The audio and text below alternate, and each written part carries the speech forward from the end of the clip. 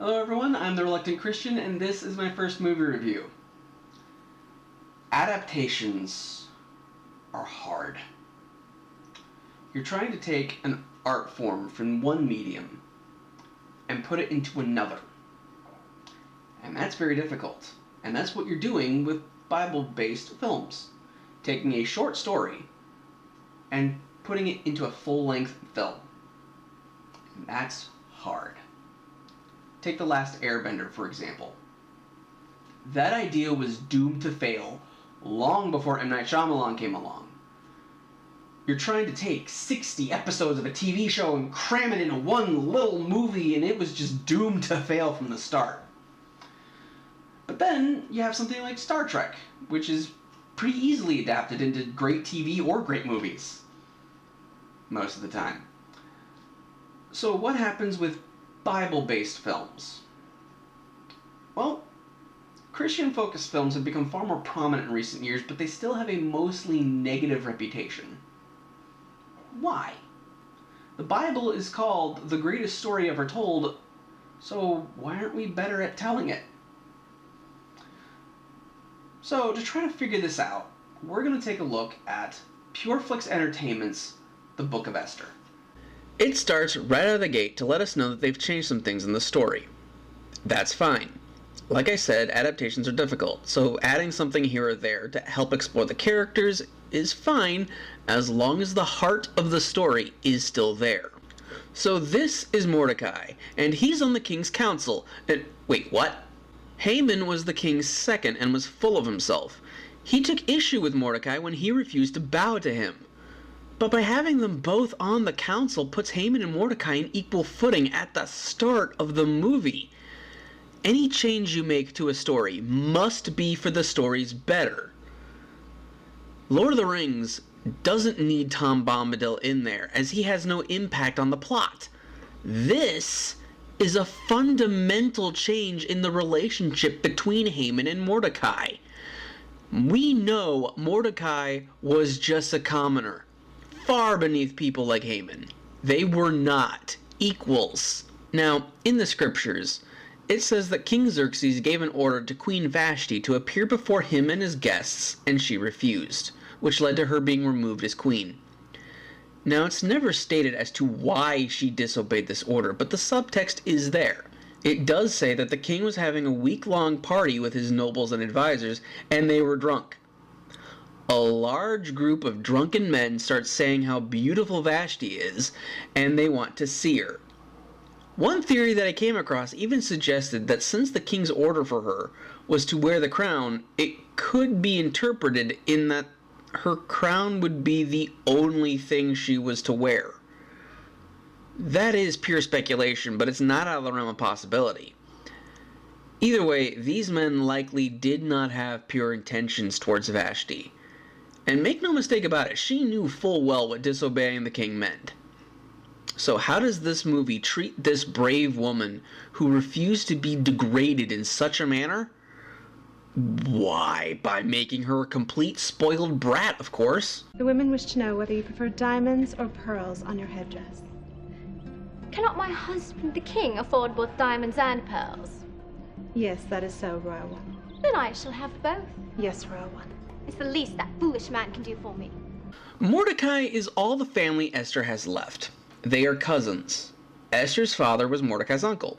When her family died, he took her in and raised her as his own daughter. Now, I'm totally fine with aging Esther a bit. Esther was likely only about 14 or 15 years old, but that's kind of creepy to our modern world. It was very common in Jewish and Persian customs for people to marry that young. I got married when I was 31 and my wife was 29, but we live in a culture that emphasizes marrying for love, and we are in a time when the average lifespan is around 80 years old. Neither of these things were the case in Esther's time. I say all this because one of the underlying themes in Esther's story is that she was an adult, but only just barely. It shows God can use anyone for his plans. Jen Lilly was 25 years old at the time she filmed this. While still young, she's clearly a woman. You needed to cast someone that was 18 or 19 to get that point across. But I can't hold that against Lily. So how is she in the role? Who is it that I'm to marry? It is the king. The king of what? Oh. Haman has the idea to have the king pick his new queen from one of his inner council and try to get the king to pick his own daughter Zara. Mordecai sees what Haman is doing, and so he suggests his ward Esther. Then the rest of the inner council makes their own suggestions of young women. In scripture, Xerxes wanted a new queen, so he had the most beautiful virgins in the land brought to him and placed in a harem, where they were then given a year of beauty treatments, and then were brought to the king, where he then slept with them, and they were placed in a different harem, one for the concubines. We don't know exactly how many women were brought to him, but most have the number at around 400. Esther most likely had no say in any of this, but the king picked her as his new queen. Not a very pleasant Miss Persia beauty contest. I can understand changing this element so it's not as creepy, selfish, and just vile. But the way it's done here, it shows Haman that there is a connection between Esther and Mordecai. By what name are you called? My name is Esther, Your Majesty. And who speaks for this woman, Esther? I do, Your Majesty. And what say you on her behalf? I can only quote the writings of my people, that a virtuous wife is more precious than rubies. Then Mordecai says this. It is also written that charm is deceptive, but a woman who fears God will be greatly praised. Mordecai just told Xerxes and Haman that she's Jewish. That was Esther's ultimate move. Scripture makes it abundantly clear that she hid her heritage in order to protect herself. Now, as far as the 1 year of beauty treatments, I always found that a bit odd. I mean, I get that the oils and all that stuff don't work overnight, but an entire year? Well, as I was doing a research for this, I found out that since the women were commoners, they were likely not very well fed. So the 1 year gave them time to put some meat on their bones. They were also likely kept inside so that any tan they would have had would have a chance to fade, because having a tan meant that you were a laborer out in the sun, while if you were pale, it meant that you had someone who did that work for you, i.e. you were rich. So, shut in, pudgy, and pale were signs of great beauty in ancient Persia.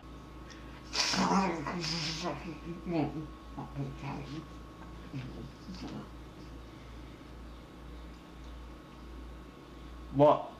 So the contest comes down between these two women, because of course it does. The king dismisses the two of them to their chamber so he can think. After they leave, the king remembers that they're in the conservatory and he's in the study, so he can take his secret passageway to listen in on the ladies to see what they're like when he's not around. Would not your majesty be better served by speaking with each woman directly? I shall learn more from this than I could learn from 1,000 private talks. For to my face they will tell me what I wish to hear.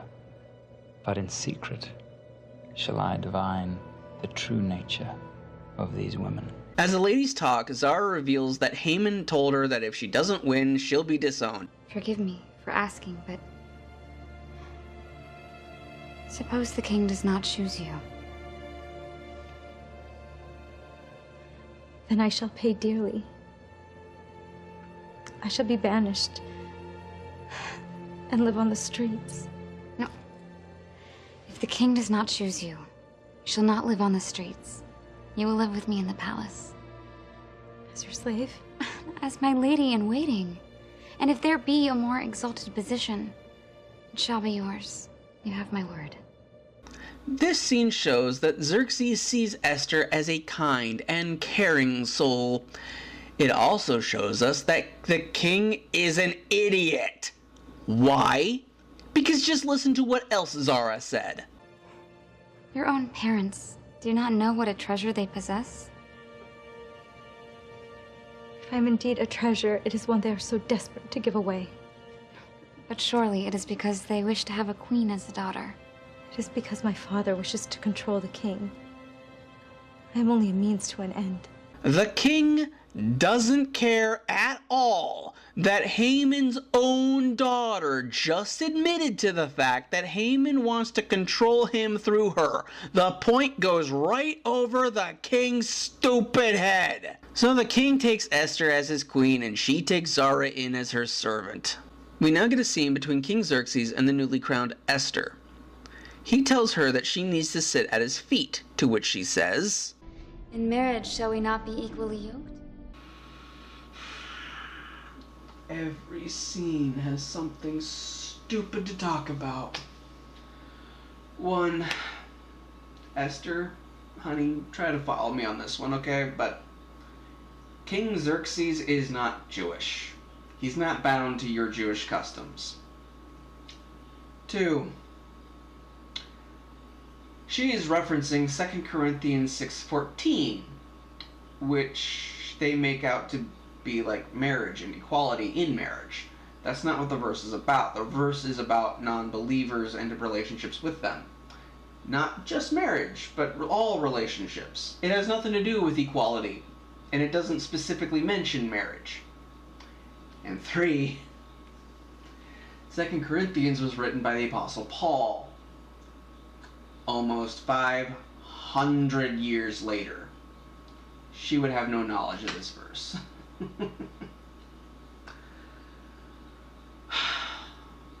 But we're not even done with this scene. No. You see, all the changes that they've made so far, they haven't been good. They might have hurt the story, but they haven't outright broken it. Well, we now get to the point where the movie breaks. Flat out breaks. It is broken and it is completely beyond repair at this point. Right here. My lady, I cannot raise you above the circumstances of your birth.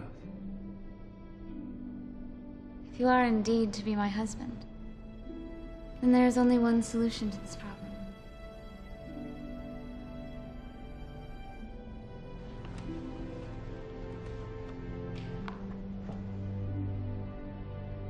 Right there. The king literally lowers himself to be equal with Esther. This destroys the story beyond all hope of fixing it. Now there is no tension later. The entire drama of Esther needing to go before the king is ruined, because we just saw that he views her as his equal and that she has him wrapped around her finger. The fact is, Esther was just not on the same level as King Xerxes. We're talking about a man who ousted Queen Vashti for disobeying one order. We're talking about a man who was greedy and selfish and had seen combat. We are talking about a 14, 15-year-old girl and the king of the Persian Empire. The big dramatic moment of this story is Esther going to the king unannounced. And that could mean her life, and her being brave enough to do it. Esther going to the king without being summoned, showing her amazing bravery, has no drama behind it now. This movie wants the Book of Esther to be a love story, and it just isn't. The Book of Esther shows us how God can use anyone and anything to his plans. VeggieTales got this right. While being family friendly, of course, and Esther isn't looking at a death sentence, but being banished to the island of perpetual tickling, which sounds far worse than death in my opinion, they build up to the moment where Esther must do this. The OG Superbook got this right. I can't overstate this. It's the dramatic high point of the entire story. I understand what they were trying to do. They wanted to show two things here. One, that Esther wasn't afraid to stand up for herself, and two, that the king sees more than just a pretty face in Esther. The issue is that by doing it this way, you underplay the entire narrative. Yes, Esther became queen, but it came at great personal cost to her.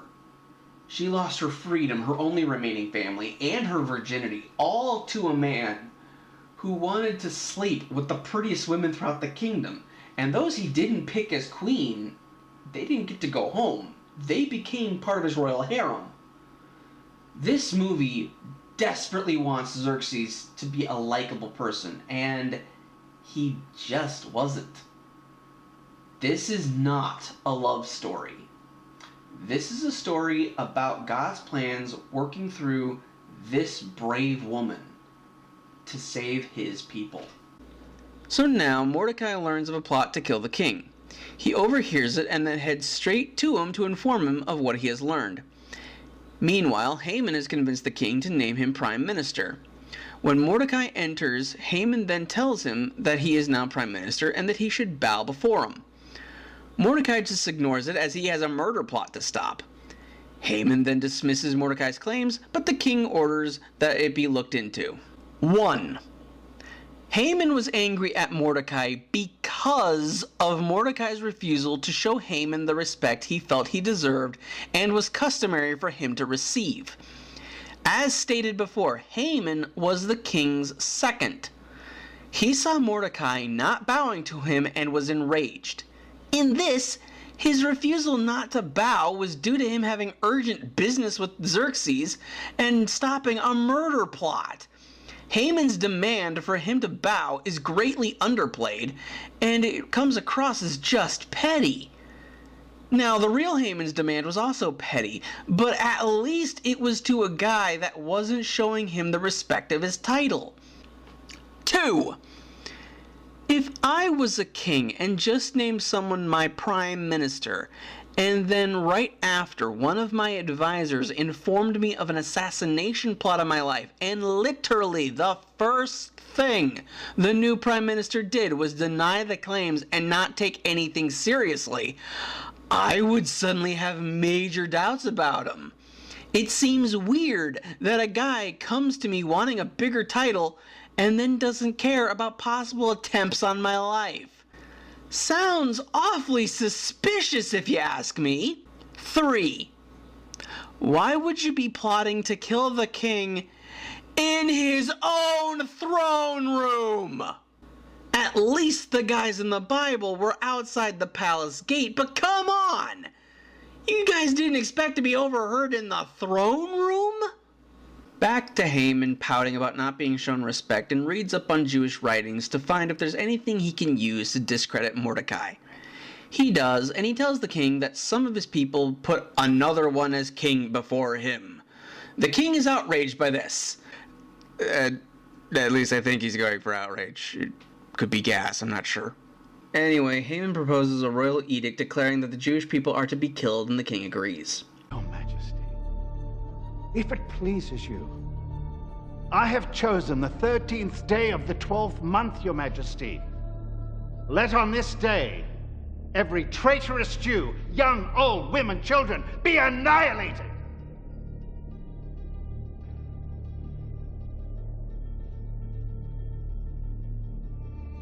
Zada, let it be done as Lord Haman commands. So Judith, a friend of Esther's, comes by because as a commoner she would totally have access to the queen, and informs her of the decree to kill the Jews. Judith gets the famous line of, "For such a time as this." Esther agrees to go before the king. Her royal guard tells her that it means death to go before the king without being summoned, and blah blah blah. I already went over how this scene no longer has any of the drama to it that it should. But Esther is a strong, independent woman who does need a man. The king, actually, so he can reverse the order to kill all her people. The order that he put into place. Boy, that's an awkward honeymoon. So Esther goes before Xerxes, and there's no tension as he welcomes her. Like in the Bible, instead of asking the king to reverse the order right then and there, she invites him and Haman to dinner, which they happily accept. Okay, now we get to the part where the movie really veers off of what happens in the Bible. So I'm just going to finish the movie, and then I'll go back over what happens in Scripture. At dinner, Esther tells Xerxes about Haman's plans to kill the Jews. She reveals that she is also Jewish and that their fate is her fate. Haman just nonchalantly says, then we'll just need a new queen.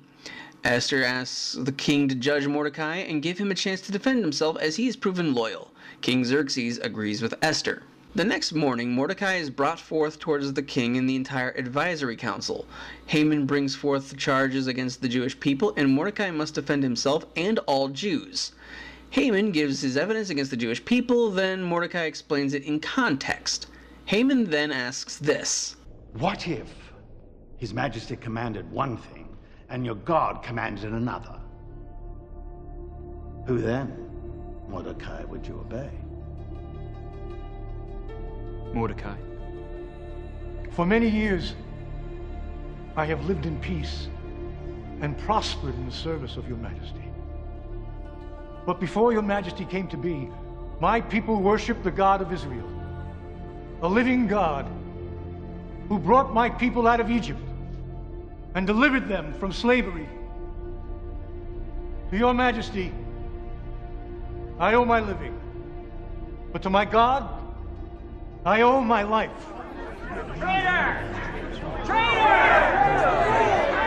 Esther rushes to Mordecai's defense because it is her movie after all. She should at least play some part in the climax of it. Your Majesty, you have permitted Mordecai to speak on behalf of his people. Permit me now to speak on behalf of Mordecai. Oh, I think that line just gave me rabies. However, not to be outdone, here's how the king responds. I would have a man follow his own conscience. For even kings have been known to make mistakes.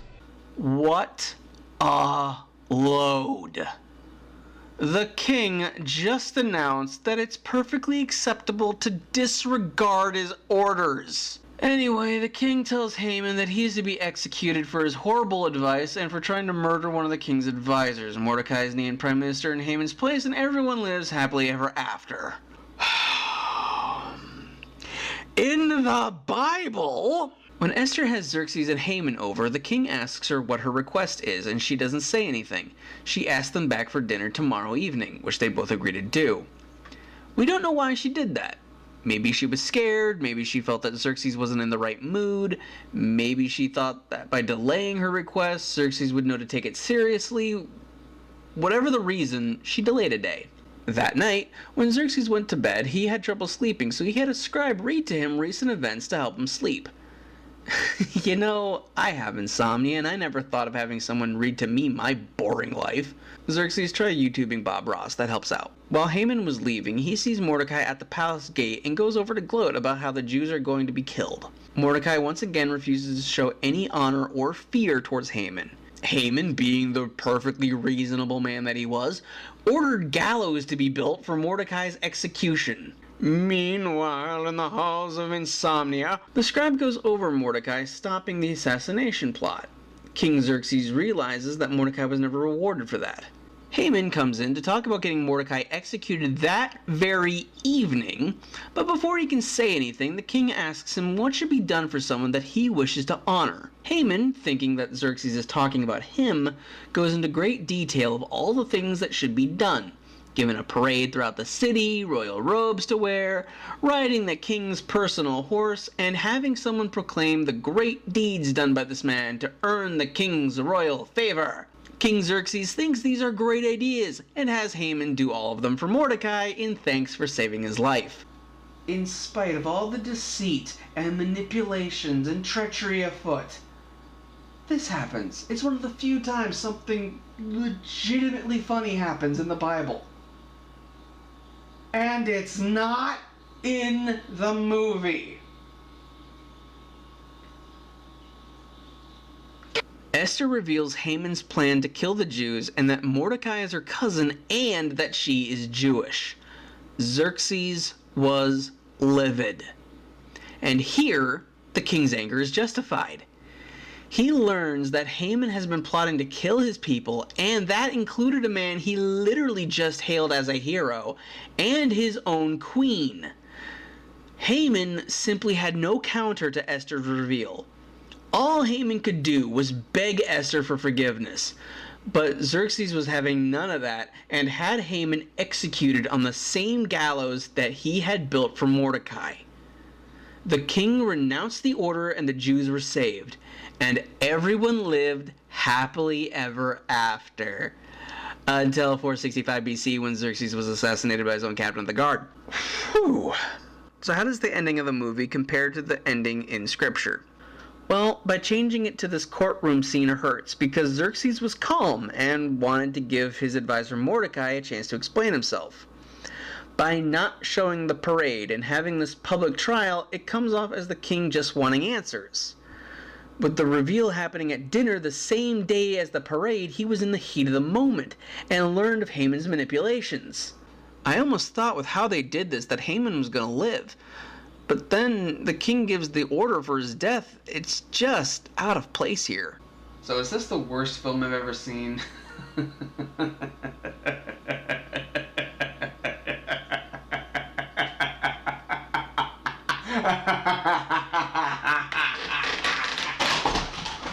So what could they have done to improve the story of Esther? Well, more time with Esther and Mordecai before all of this happened would have been nice. Just 1 or 2 scenes to help establish people's characters. Do something in these scenes that show that Esther is a brave young woman, and that Mordecai is a man ruled by his faith and principles. Do not, under any circumstances, have Mordecai on the king's council and an equal of Haman. He is a commoner. Have Haman as the king's second from the start and show him as a very prideful man. Show that Xerxes was a powerful and hateful human being by having him drunk and be disgusting, so that Vashti refusing to obey the king looks completely justified, and then his anger towards her looks unreasonable and shows us that he is a scary brute of a man. Lose Esther's older friend Judith and instead make her a younger woman who also gets taken to the palace for the pageant, and then she can be Esther's friend throughout the whole movie, not split between these two underdeveloped characters. Cast a younger actress in the role. Someone who is on that border of kid and adult.